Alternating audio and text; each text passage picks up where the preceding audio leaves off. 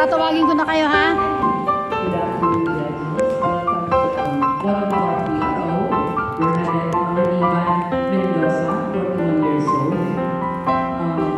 Four of the fifth siblings, the only girl in the family, and she's the breadwinner of the family.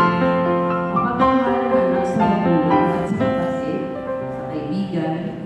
18 years working abroad, 3 years as a domestic helper, Abu Dhabi 2 years as a lady driver, and lastly each came to 2011 up to the present. A member of the choir group and plays the beatbox, grand winner of Search for the Hidden Hearts, held last February 25, 2024. Let's welcome Miss Bernadette Pangaliban Mendoza.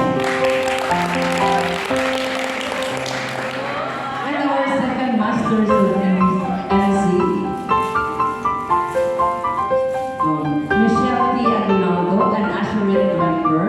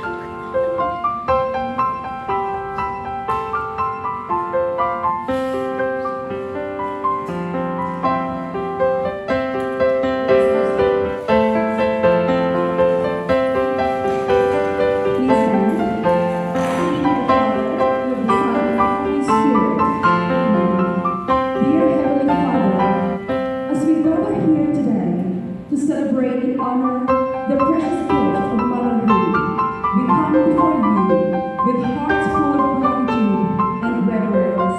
We acknowledge that you are the ultimate source of life and love, and we thank you for the unique role that mothers play in our lives. On this special day, we lift up all mothers, both present and absent, and we pray for your abundant blessings to be poured out upon us.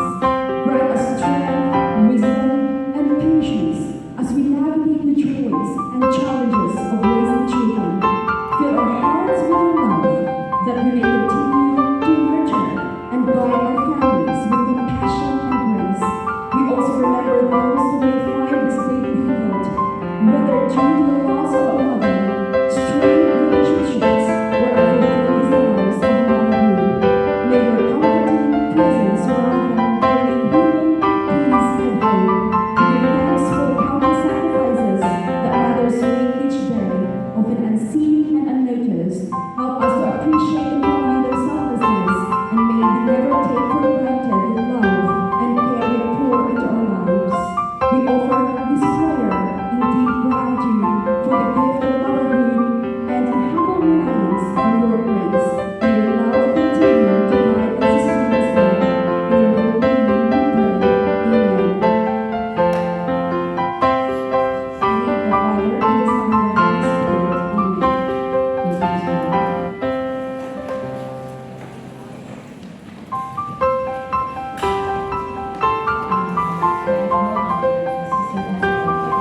you, Jesus.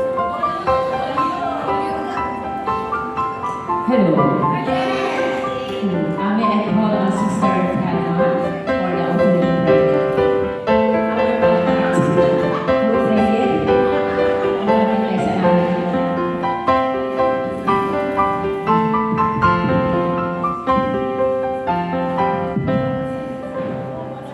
Good afternoon, everyone, and happy Mother's Day. A warm and heartfelt welcome today, celebrating the extraordinary love, care, and strength of mothers. We gather here today to honor all of the mothers. Mother's Day is the time of mothers, the immeasurable contributions of mothers everywhere. And it is a privilege to have this opportunity to express our deepest gratitude and appreciation. Today, we come together as a community to celebrate the unwavering love and selflessness that mothers embody. Mothers are the pillars of our families and the guiding lights in our lives. They are our unwavering source of support, offering comfort in times of need and encouragement during our greatest challenges. They are the ones who teach us life's most valuable lessons. Today, we recognize the sacrifices mothers make every day. Their ability to face adversity with an unwavering strength, and their ability to spread love and kindness to those around them. It is a day to honor the unconditional love that mothers give. Once again, a warm welcome to all of us mothers here. And thank you for joining us in this special celebration. Once again, happy Mother's Day to all the mothers.